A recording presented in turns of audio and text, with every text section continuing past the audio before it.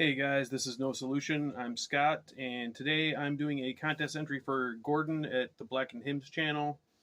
He's reached 400 subscribers, so congratulations, Gordon. And he's doing a contest where he wants you to spell out the name of the town or city you live with band names. And the town I live in is Kalamazoo, so I've got a big stack here for that ridiculously long name. So we'll get to that. I just wanted to say, yeah, congratulations again, Gordon. I really love your channel, and I just love the vibe of it. Like, Gordon just sits down when he feels like it. No frills. Just sits down and talks about what he's been listening to or things he's been into lately, and doesn't post videos really regularly. But I'm always excited to see one when it pops up, and yeah, just one of my favorite guys to watch, and always shows cool stuff. And I really admire also his saying don't give a shit attitude makes it seem more confrontational. It's not that. He's just showing what he likes, and he doesn't really care if people get mad about it or whatever. He just does what he does, and I appreciate that. I was pretty timid about showing some of the things that I'm into when I started, so Gordon was one of those ones that showed me it's okay. Like, in this corner of the VC where we are, most people are understanding and cool about it, even if they don't personally agree with certain things. So that's I guess that's enough of that. I just watched Jason Black Leather Eyes do his video, and his was completely themed. They're both from Belfast, so he spelled Belfast with all Belfast related bands, if not Belfast specifically, at least Ireland. And I was very ashamed because I do not have a theme like that. I was trying to come up with one, but time's running out. So instead, I'll have a little bit of Jameson for you. I know it's not Belfast. I think it was Dublin, or it used to be Dublin at least. To say now, Cork. Yeah, and I don't know enough about the geography to know how close that is. I'm American after all. We don't give a shit about any other country, as everybody knows. So, cheers, Gordon. Stick around after this because I'm going to give everyone my election advice. I know everyone is looking for voting advice and telling you what to do from people, middle-aged guys in their basement who buy records. So make sure to not miss that pearl of wisdom. Anyway, let's get right into it. This was one I did want to talk about anyway that I had just recently picked up. It's this King Diamond boot, the King over California 1986. So on the back we've got, just shows 8 tracks.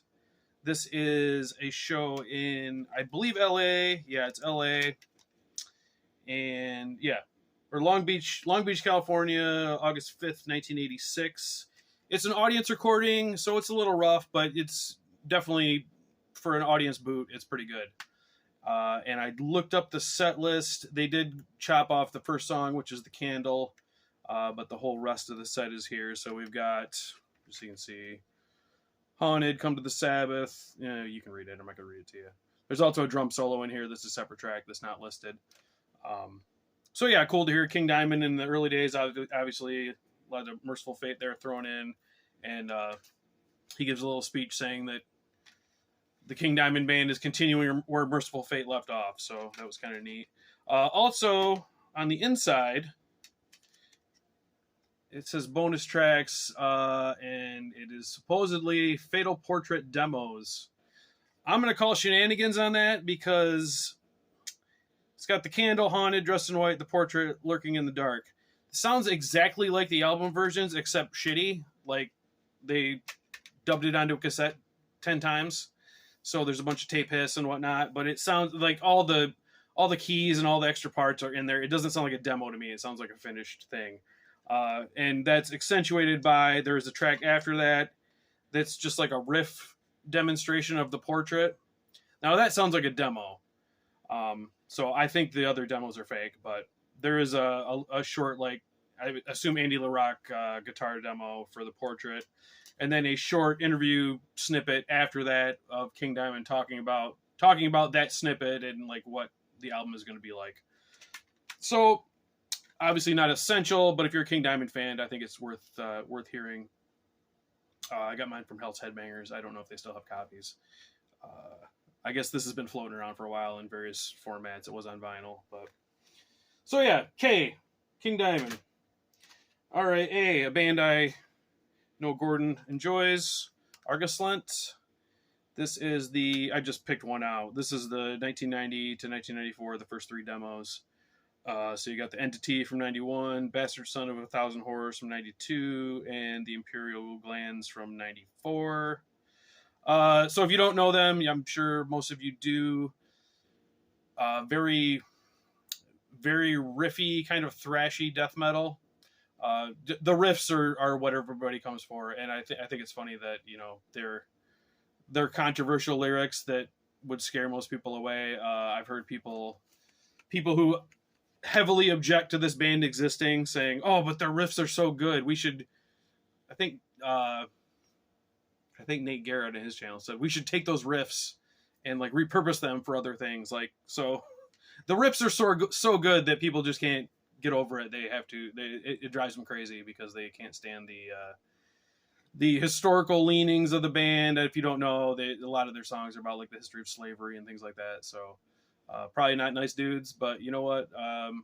They don't have to be nice dudes. I like the music. So Argoslent for A. L. Kind of an oddity in my collection. Loss. This is their demo from I think 04. Life Without Hope, Death Without Reason. So this is a funeral doom band from I think Nashville, and they've had a few kind of sporadic releases, but as far as I know, they're still active. I think they're in Profound Lore now. This is a reissue of the demo on Deathgasm. It's got the original demo and then a couple live tracks, one of which is a cover of Brave by Catatonia, which is really cool. Yeah, Funeral Doom, not really my thing. This is one of those that I grabbed because Deathgasm was like basically giving stuff away, and I saw that Catatonia cover on there. But I did enjoy it. I would definitely be up for listening to their more recent stuff, but I just haven't come across it, and it wasn't something I was going to track down. But yeah, my L pickings are a little slim. I didn't think Gordon would want to see any Lacuna Coil or anything like that, so we'll go with that one for Loss. Another one I've been listening to recently is Abominant. This is Where Demos Dwell. This is their first 2 demos, and it came out on a newer label called Doom to Obscurity, which is putting out kind of unreleased stuff or demo reissues, or I know they just put out the first couple of Abominant albums that were on Wild Rags that are, long out of print and hard to come by. So yeah, pick this up. Or no, actually, I think Eli from Dark Hymns of the Cold North sent this one to me. So yeah, really cool. Some stuff that ended up on the first album. The first demo is they didn't have their main vocalist yet. I'm sorry, I don't remember his name. The guitarist did the vocals, so cool to hear the difference between those two. And yeah, just super solid death metal. If I didn't say, they're from Kentucky, and got a little write up there about the early history of the band. And we're active up until a few years ago. Put out a ton of albums. Kind of went more in a dissection, kind of Black and Death direction for a while. But yeah, I mean, kind of a band that is overlooked because they're pretty meat and potatoes, and we're one of those bands that was always around, so kind of taken for granted. But Abominant, I think, deserves a bit more attention. Speaking of Eli, we're up to Mansion M. I finally got a copy of Second Death. Another shout out to Jason from Black Leather Rise, who's the one who turned me on to this band. Finnish doom band, very somber but melodic. Going into the concept briefly again, the concept of this is that they are a Christian, ultra-conservative Christian sect that was active in Finland, mostly in like the 40s and 50s. So that's the lyrical bent on this. But yeah, very, very cool, very catchy, super creepy. And this made my best of 2023 list, and I did not have a copy, which kind of broke a rule that I had to have a copy of it, but they seemed impossible to find. But Eli had just listened to this and was talking to me about it, and I'd been checking, seeing if I get a copy. I couldn't find it. But it's popped up. Svart had copies, so I ordered one for me, one for Eli because the shipping was the same, and then sent his off to him. So super happy to have this. So M for Mansion. Got another A. Gotta have a little filth in here. So this band is Angel Lust, and they are from Indiana somewhere, if I remember correctly. Really cool kind of black metal with a lot of punk influence. Just to give you an idea, like they've done like G.G. Allin covers, and it fits right in. Venom covers, things like that. So I chose the very provocatively titled EP they put out called Pussy Annihilator, and there's the cover. So a little sleaze thrown in there. Got to stay on brand. Yeah, really fun band. They put out a full length a few years ago, and finally got to see them opening for Nunslaughter in the heart of the Rona, and that was a good time. Z, we got again, Z's a little slim pickings for me, but I picked out Zodiac Mind Warp and the Love Reaction. Tattooed Beat Messiah. This is the only one I have. Kind of a commercial hard rock band from Britain. But yeah, super good time. If I came across other ones, I would definitely pick them up. I learned about this band. I mean, this came out in what, 87? I was late to it. I didn't know about them until Glucifer, the Norwegian rock band, covered Prime Mover. And so then I saw this and I picked it up. Yeah, really good stuff. Zodiac Mind Warp and the Love Reaction. Got 2 O's. So I'll go with this one. Open Grave with their album Fear. Oh, it's got some kind. I didn't ever even notice that. There's some kind of like, I don't know what you call that, embossing on there. So this is a band from New Jersey. I thought they were done. This came out in 2012, and I think is the last thing they ever put out.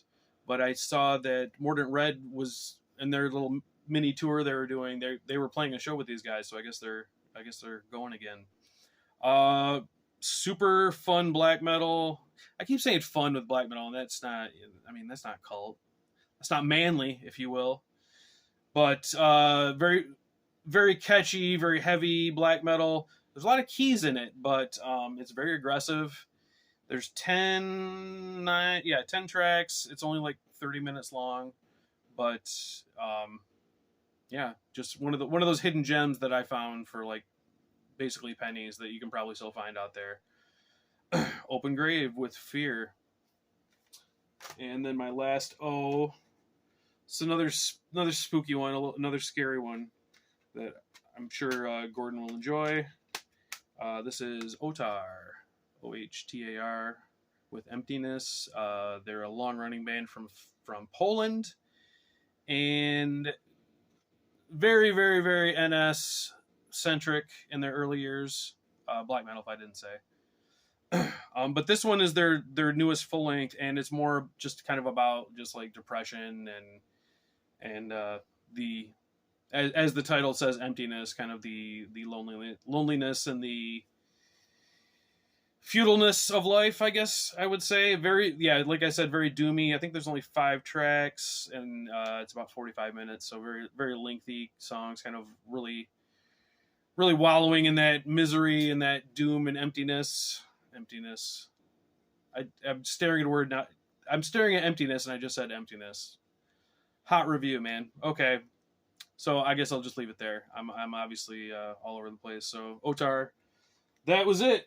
That was Kalamazoo. So cheers again to you, Gordon. Hope you keep making videos because I enjoy watching them. And now my election advice. I've tried to stay so far out of the politics shit. I used to get sucked into it on YouTube. When I made a new channel to do this, I made a new channel to do this, and I ended up just using this channel, and I never used my regular channel ever again. So I didn't see that political stuff. I really didn't start out trying to avoid it, But I realized after a few weeks, like, oh, I like don't feel like anxious and weird and kind of awful all the time. And it was like, oh, so this is the life for me. I don't need to see this shit. Well, now every video starts out with a political ad or hit piece or whatever the fuck. So I'm back in it again, I guess, and I can't fucking stand it. So anyway, that's the preamble. Here is my election advice. Fucking vote for whoever you want to vote for. I don't care. It does not matter to me. Whatever. I know there are some channels who will tell you who to vote for that I do not interact with or subscribe to anymore. I don't care who you vote for. Here's what I do care about. Do not give money to any of these fucks. Don't give them a cent. I see all these videos now popping up from the candidate or the candidate's buddy. Just $5. We just need $5 just to help us win. Your contribution is so important. These millionaire fucks do not need your money. Now I know one of the candidates is a millionaire and is proud of it, and the other one pretends they're not, but they fucking both are. So just I beg you, do not give them a cent of your money. They're gonna steal it anyway when they get into office. You don't need to voluntarily give it over to them. All right, vote whoever you want to vote for, but they do not need your money. They've got plenty. So that is my election advice. Don't give them a cent. And I guess that's it, guys. Thank you for watching, and as always, CM Punk is a piss baby. Later.